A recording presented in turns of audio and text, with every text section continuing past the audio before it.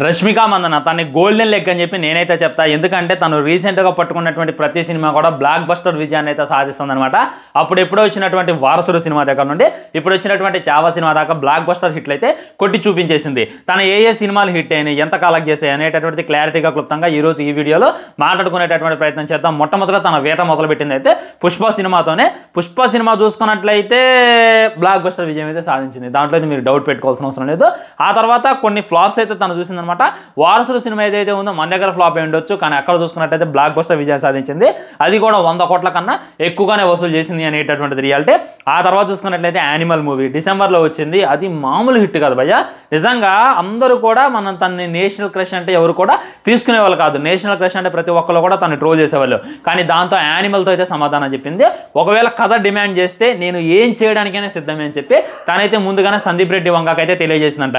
ముందుగా యానిమల్ సినిమాలో వేరే హీరోయిన్ అని చెప్పి అనుకున్నారు, కొత్త హీరోయిన్ పెడదామని చెప్పి అనుకున్నారు. రష్మిక మందన ఇవన్నీ చేస్తుందా చేయదా అని చెప్పి తనైతే అనుకున్నారు. కానీ మన సందీప్ రెడ్డి వంగ తనకి స్టోరీ నేరేషన్ చేస్తున్నప్పుడు, తనకి ఈ విధమైనటువంటి బోల్డ్ సీన్లు ఉంటాయండి అని చెప్పడానికి వెళ్ళినప్పుడు తనైతే మ్యాక్సిమం ఓకే చేసింది అనమాట.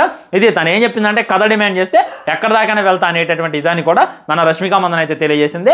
ఆ తర్వాత చూసుకున్నట్లయితే పుష్ప 2 నిజంగా యానిమల్ డిసెంబర్లో రిలీజ్ అయింది, బ్లాక్ బస్టర్ విజయం సాధించింది. అదేవిధంగా పుష్ప ఏదైతే ఉందో 2024 డిసెంబర్లో రిలీజ్ అయింది. ఇది ఎంత విజయం సాధించింది అనేటటువంటిది మీకు చెప్పాల్సిన అవసరం లేదు. యానిమల్ చూసుకున్నట్లయితే 900 కోట్లు అయితే కొట్టింది. అది నాకు తెలిసి ఏ హీరోయిన్ కూడా ఈ అదృష్టం లేదు. ఒకసారి 900 కోట్లు, మన పుష్ప 2 చూసుకున్నట్లయితే ఆల్మోస్ట్ 2000 కోట్లు, ఒక 900 కోట్లు, ఒక 2000 కోట్లు. ఇప్పుడు చూసుకున్నట్లయితే చావా సినిమా. అండ్ పుష్ప గురించి మాట్లాడుకోవాలి అని అంటే మీ అందరికీ తెలియదు కాదు, ఫస్ట్ చేసినటువంటి ఫస్ట్ పార్ట్లో తనకంత పేరు అయితే రాలా, తనకంత ఇదైతే రాలా. కానీ సెకండ్ పార్ట్లో అయితే తనకైతే భయంకరమైనటువంటి పేరు వచ్చింది, భయంకరమైనటువంటి ఇదిగా తనకైతే అందరూ కూడా ప్రశంసించారనమాట. ఎనీవే 2000 కోట్లు కొట్టినటువంటి హీరోయిన్గా, 900 కోట్లు కొట్టినటువంటి హీరోయిన్గా తనైతే ఉంది. ఆ తర్వాత వచ్చినటువంటి సినిమానే చావా సినిమా.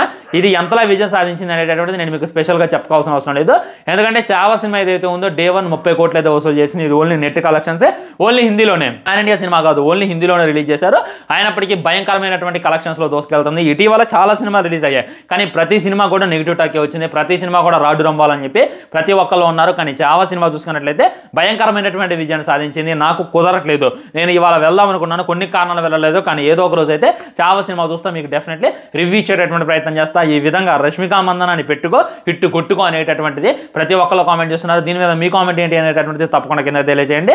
నిజంగా కొంతమంది హీరోయిన్లు ఉంటారనమాట, ఐరన్ లెగ్ అంటారు, ఐరన్ హీరోస్ అంటారు. కానీ మన రష్మిక మందన చూసుకున్నట్టయితే అన్ని బ్లాక్ బస్టర్ విజయాలు ఇస్తుంది. తర్వాత వచ్చేటటువంటి ప్రాజెక్ట్ ఏంటి అనేటటువంటిది డెఫినెట్లీ కింద కామెంట్ చేయండి. ఉంటా మరి బై, ఛానల్ని సబ్స్క్రైబ్ చేయండి, వీడియో లైక్ చేయండి, వీడియోని తిరిగి షేర్ చేయండి. ఏంది షార్ట్ ఉంది వీడియో అనుకోమాకండి, కొద్దిగా టైం లేదు అందుకే షార్ట్ వీడియో అయితే చేసా. డెఫినెట్లీ రేపు ఇంకా పెద్ద వీడియోతో మళ్ళీ కలుద్దాం. బై బై, నమస్కారం.